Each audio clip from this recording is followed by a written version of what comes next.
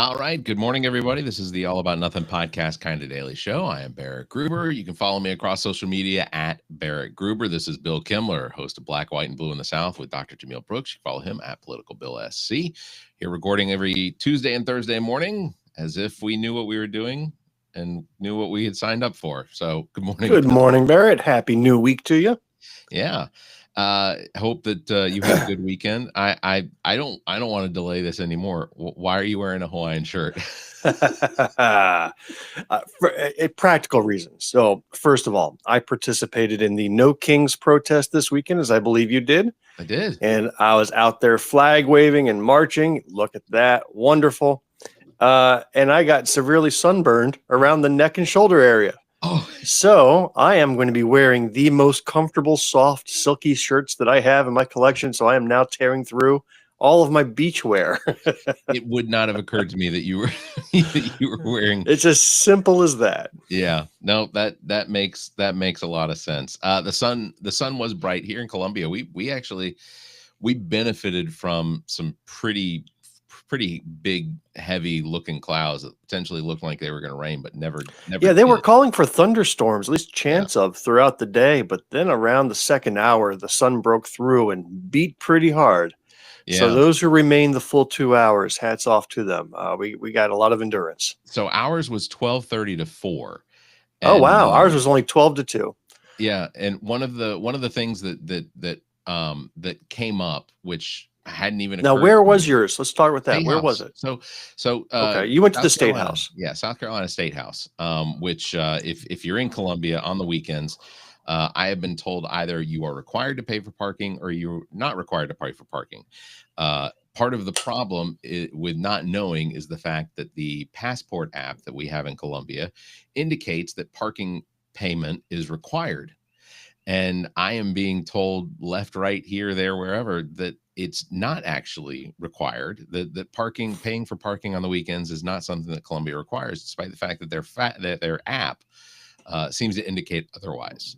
So we were there from about 12 until 2 because I got a notification that my parking. When you say we, did you go by yourself? Did you bring people with you?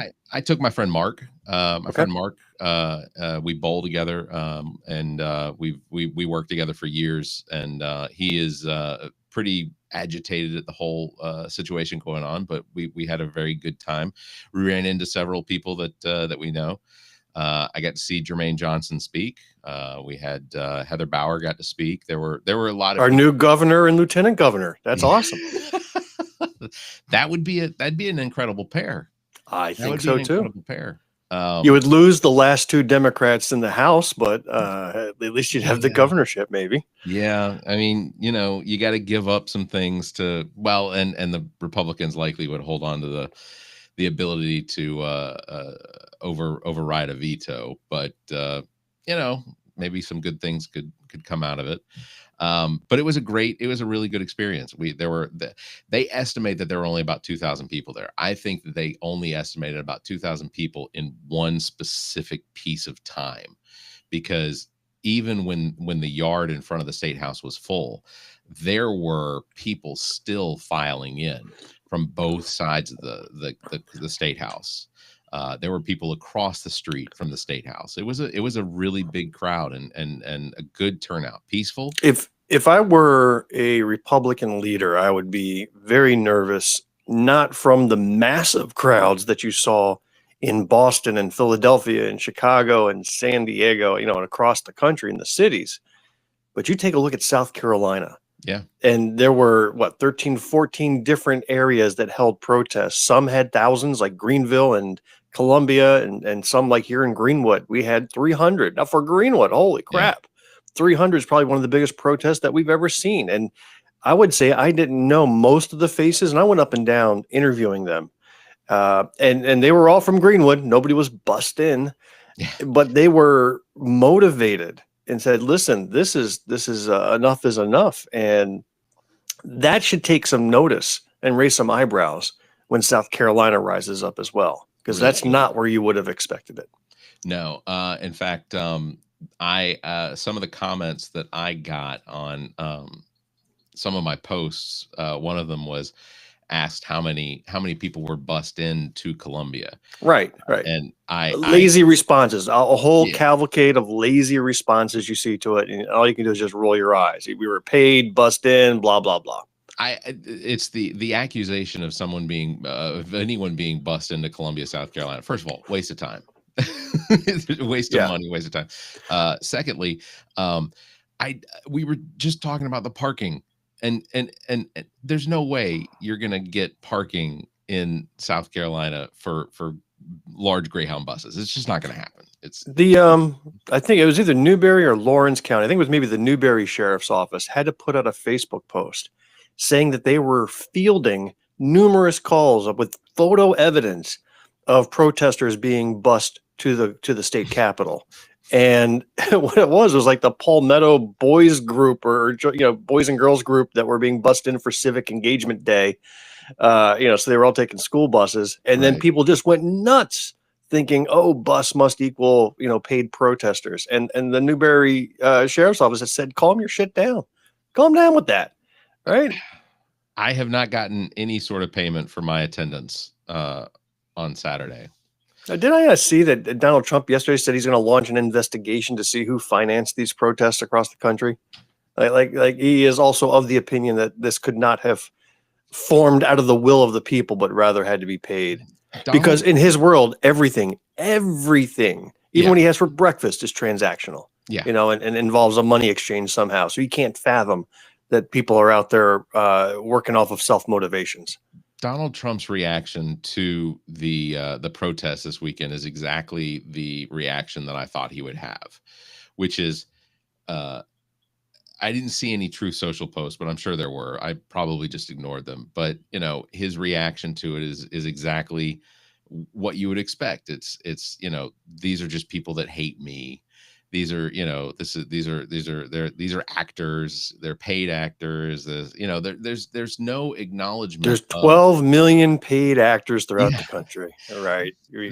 There's no acknowledgement of the fact that this is a direct result of his actions and his words and his speak and his everything that he is doing as president. And here's the concern I have. 500 million people. Do you think these protests are peaking too early? So if you look at his last presidency with the George Floyd and Black Lives Matter movement, that we haven't seen protests like that since then. Yeah. But that occurred at the tail end of his presidency and continued that momentum all the way into that November election. Yeah. I mean, here we are only in month 4 of this presidency. Are we peaking too soon and not going to have that momentum sustained forward for 2028? That is a really good question, because ultimately I think that it needs to be sustained. That it does need to it either needs to be sustained or continue to build. I think that I think this is the right time for it, in respect to the fact that we have midterm elections coming up in a year and a half. True. That's a very important election too, and you can effectively render a presidency ineffective by having a good midterm turnout. Yeah. And historically, I think Democrats benefit from the fact that historically a president comes into office and they almost always, if they have the House or the Senate, they almost always lose the House. And sometimes they lose the Senate. That happens almost every single time a president's first term. And recognizing this is Donald Trump's second term, but it's his first term of his second term. So, it's entirely possible. I did want to tell everybody real quick, tonight, 6:30 to 8:30 at the Windsor United Methodist Church, a program called 10 Years Too Late, hosted by the Young Democrats of the Central Midlands, featuring Justice Hills, who I thought was an exceptional interview this week. I just started listening to that this morning, so I'm about 30 minutes in, and you would not know you are talking to somebody who's running for a young high school position. 17 you would think he's running for state house or state senate or something. He is that well spoken. Well, I'll give it away when you get to the end. I suggested that maybe in 20 years he consider running for president. That's it's not the worst idea. But yeah, so they're going to be doing an event. Today is the 10th anniversary of the Emanuel 9 shooting down in Charleston, South Carolina. An event that did lead to the state of South Carolina removing the Confederate flag from the State House grounds. It had been previously removed from the top of the Capitol or the State House, which it flew there for what, 40 years, 50 years, something like that. And then it was fine. It was at one point taken off of the State House Capitol. It flew directly underneath the state of South Carolina flag, and it was placed on a memorial statue of a Confederate soldier, where it was there for several more years until after the results of the Emanuel 9 shooting. And they, you discussed it before, how what was required in order to the legislature to agree to take the flag off of the State House grounds. The compromising with racism. Yeah. And since then too, 10 years, can't believe it's been 10 years already, but they've been trying to enact a statewide hate crimes bill, the Clementa C. Pinckney Act, named after Senator Pinckney, who was one of the victims of that racial motivated shooting at the church. And the state legislature, for whatever reason, has not been able to get that passed, even though it's been submitted year after year after year. So now you're starting to see local municipalities take it up. You know, I think Columbia may have a hate crimes ordinance. The county of Richland just last week passed a hate crimes ordinance. They're filling in where the state is failing to do so.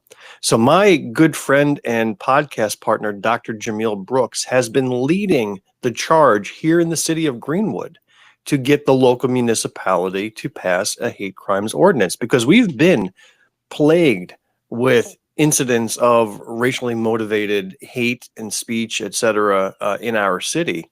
From a white guy pulling a gun out on a black woman in a parking lot, to another white guy chasing a black woman down the street in a car in a road rage incident, and then he rolls down the window and starts yelling racial epithets at her.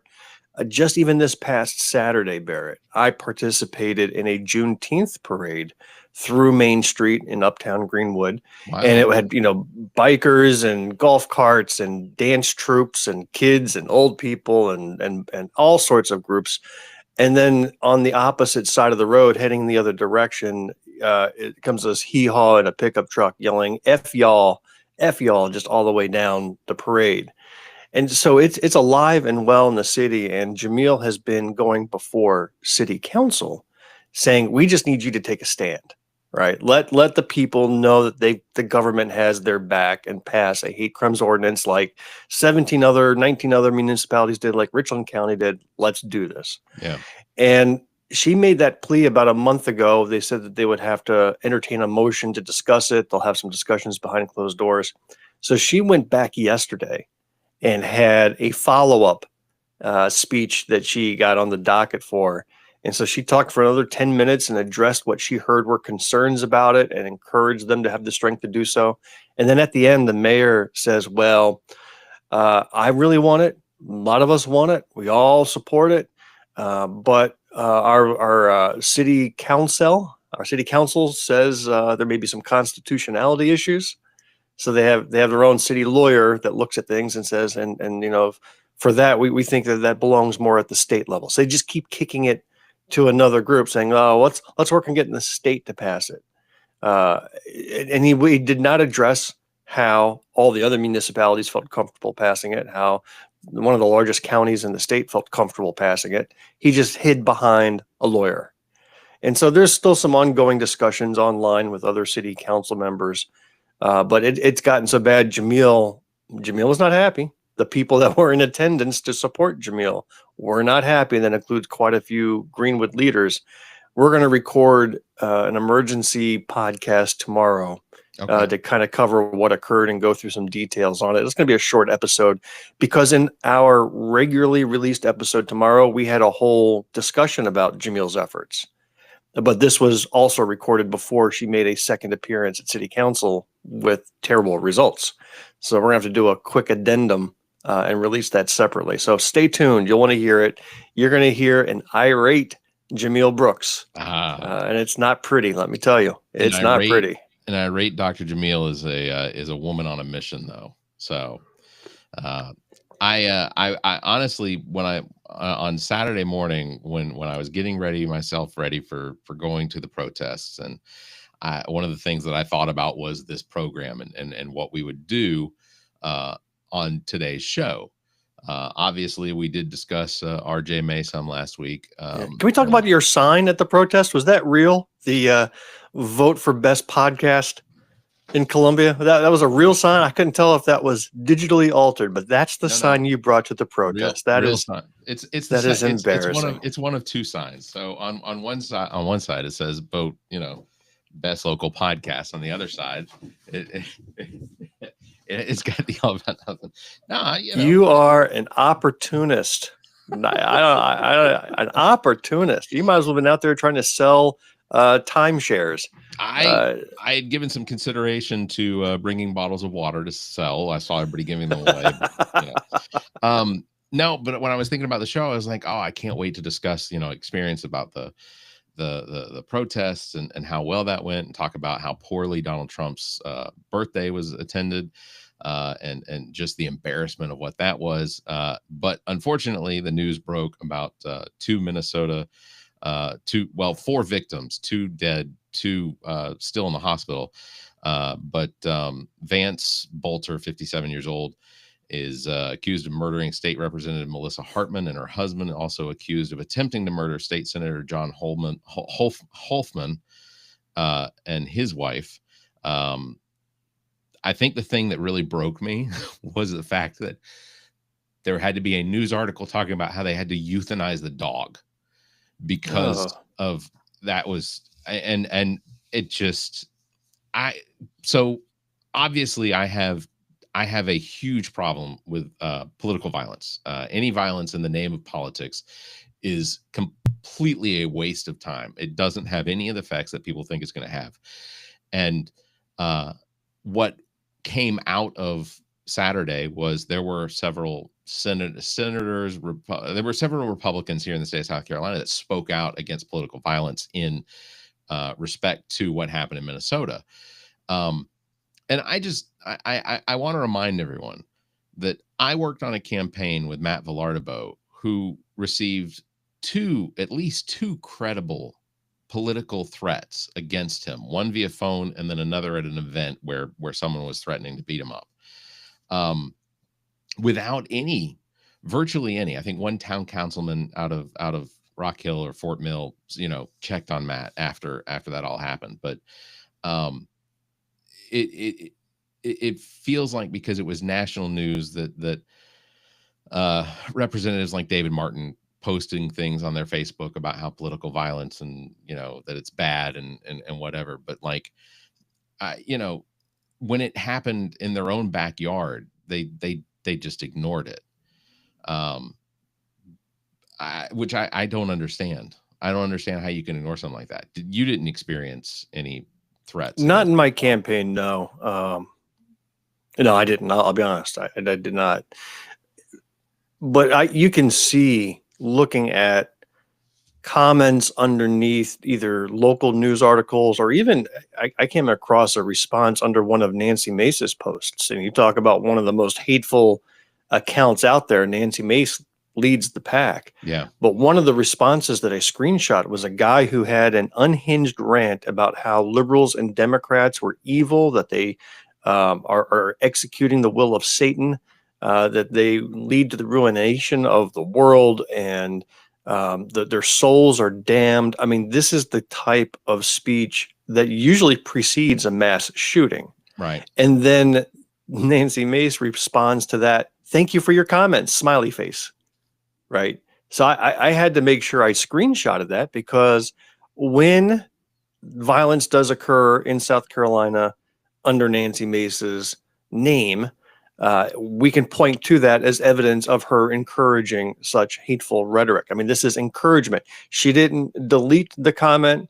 She didn't denounce the comment. She said, "Thank you for your comments," smiley face.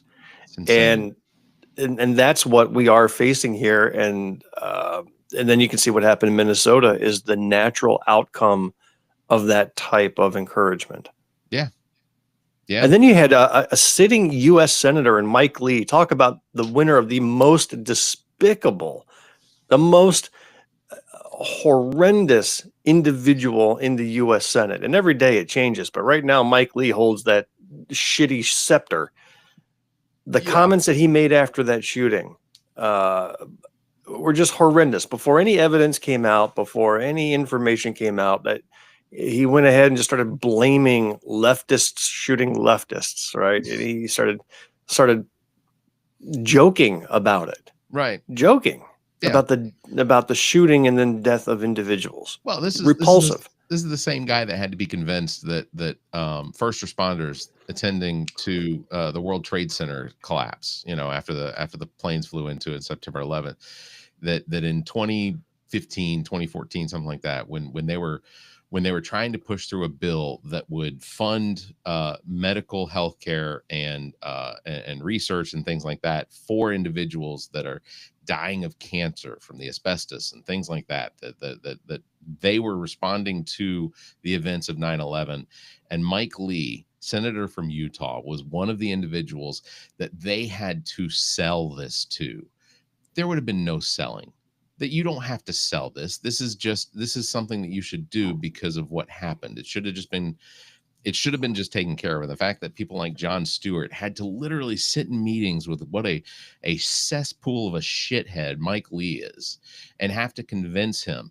And him sitting in a room with them, listening to the story or listening to what unfolded during 9/11 for these first responders, and his response being to one of them, who was in one of the towers before it collapsed and made it out alive, and his response to him looking directly dead-eyed right into his eyes and just saying, well, you must have more stories. And like, fuck's sake, that's your response.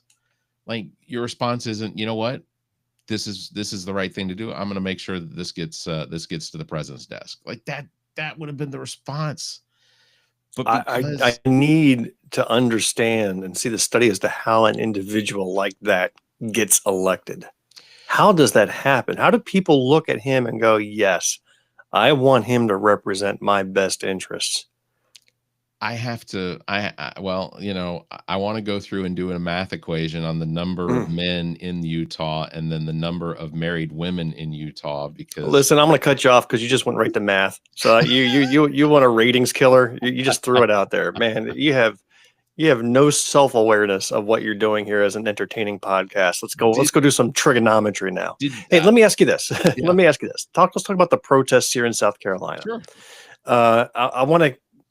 There's many people, I'm sure, who have never gone to a protest, and there were quite a few, I'm sure, who wanted to go but were nervous about it. You're not a regular protester. I don't see you on the front line. Same here with me. I'm not one that normally gets out to do this sort of thing.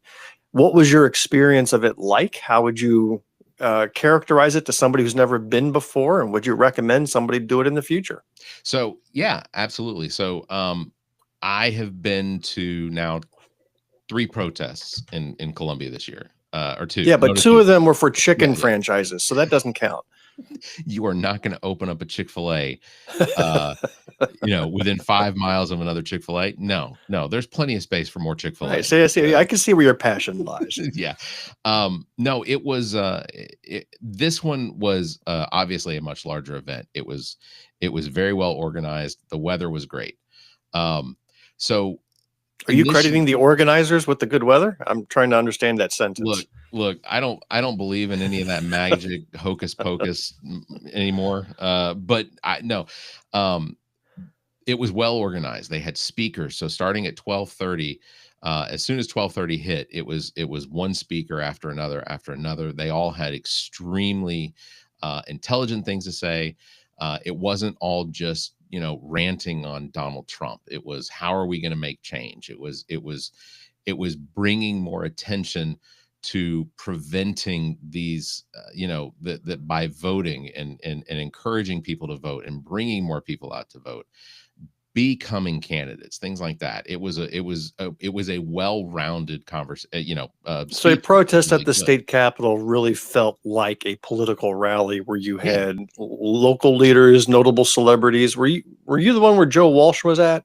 Yep, Joe Walsh was there. Yep, who is So now a that's an Democrat. interesting developing story that he may be running for U.S. Senate against Lindsey Graham here in South Carolina, having Yeah, just moved to South Carolina yeah. a week ago, That right? is a candidates list for that position that just seems to be continuing to grow.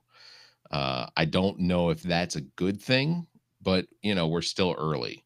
Well, we have 4 declared Democratic candidates already. And I would characterize them as 2 of them are strong, 2 of them are not. Right. And even the 2 of them that are strong are not the strongest. And I wonder if they've got you would need kind of a street fighter personality, I think, to get into the ring with a Lindsey Graham and to make a dent. Yeah. Jamie Harrison, I thought, was an excellent candidate, but if he had a failing, I would say he was too nice. He could be very forceful. He's very clear in his message, but sometimes you need to get ugly and throw some ugliness out there to make it stick and to inspire people who otherwise wouldn't be inspired. I said the same thing about Judd Larkins when he was running against Joe Wilson. I said that, when they had their one debate, I said, you basically stood up there and well, it's because he was a Republican running against a Republican. So I wouldn't even count that. But Joe Walsh has the fire. I watched his speech. Now, I am not a fan of somebody moving into a state to run for an office when you're supposed to represent that state. Right. But then again, if the goal is to get Lindsey Graham and a baked potato had a chance at getting rid of Lindsey Graham, I'm voting for a baked potato, right? So at the end of the day, we can, maybe dismiss our morals a little bit and go towards victory for a change. Well, Joe Walsh has been, he ran for president, 2 years ago? Did he run for president 2 years ago, or was it 4 Yeah, years? he had run against Donald Trump for the 2020 election, and he didn't get past the primaries, and many states didn't even hold a primary. So he had to suspend that, but he was very much anti-Trump. Yeah. He's always been anti-Trump. I don't know about him becoming a Democrat unless it's just, opportunistic, but his quote is that the Democratic Party is the only one seeming to fight for country and freedoms at the moment. Yeah. And he almost says that reluctantly. But so that gives you a little bit of his honesty. As a social liberal and a fiscal conservative, I say that reluctantly. And the reason I say that is because first of all, I question you saying that you're a fiscal conservative, because I don't even think that has a definition. I mean that seriously. No, I'm a fiscal conservative. What does that mean? And I bet you couldn't define it. And I think you say that just so that you can portray yourself as a balanced individual, which is fine. Yeah. But No. Fiscal conservative means nothing. So I define fiscal conservative means you want to cancel Medicaid. No. And Fiscal Medicare. Conservative means that I don't want to pay more in taxes than I'm already paying, but I want them to spend that tax money in ways that are appropriate for taking. You just said at the beginning, or maybe not this episode. It was the one that you had just released with that young man. Yeah. You had talked about a single payer Medicaid system, and you said, "quote I would be willing to pay more for that." So you were not a fiscal conservative. But then I'm not paying the taxes on or what I consider a tax for the health care that I'm paying. If I had the opportunity to pay for Medicaid or Medicare as my single payer system. Versus having to pay into your company's healthcare system, right, exactly. And you would save money. No, that's fine. Again, that's not fiscal conservatism. So you can say, hey, I want to be fiscally responsible, or I want to invest and get bigger returns from my investment than the Republicans are. That's one thing. But fiscal conservative means no spending, nobody gets my money, cut taxes. I can see where that is. I call myself a fiscal conservative because it feels offensive to call myself cheap. Okay. I did want to let's see. Did you? We've got so much still to talk about. Yeah. I know. Real quick, I did want to bring up. Did you see any of the highlights from Donald Trump's parade? I don't think there were any highlights. Okay. So did you see any of the? I saw the lowlights. Yes, that's a fair point. There is a rumor that the army was silently protesting the parade. I saw So that. yeah, there is this rumor, and it's basically around the idea that one of the things that soldiers are first taught when they join the army or they join the military is how to march in step. And if you watch almost any of the parade, I say highlights, it's not highlights, but if you watch any of it, you see these soldiers are not walking in step.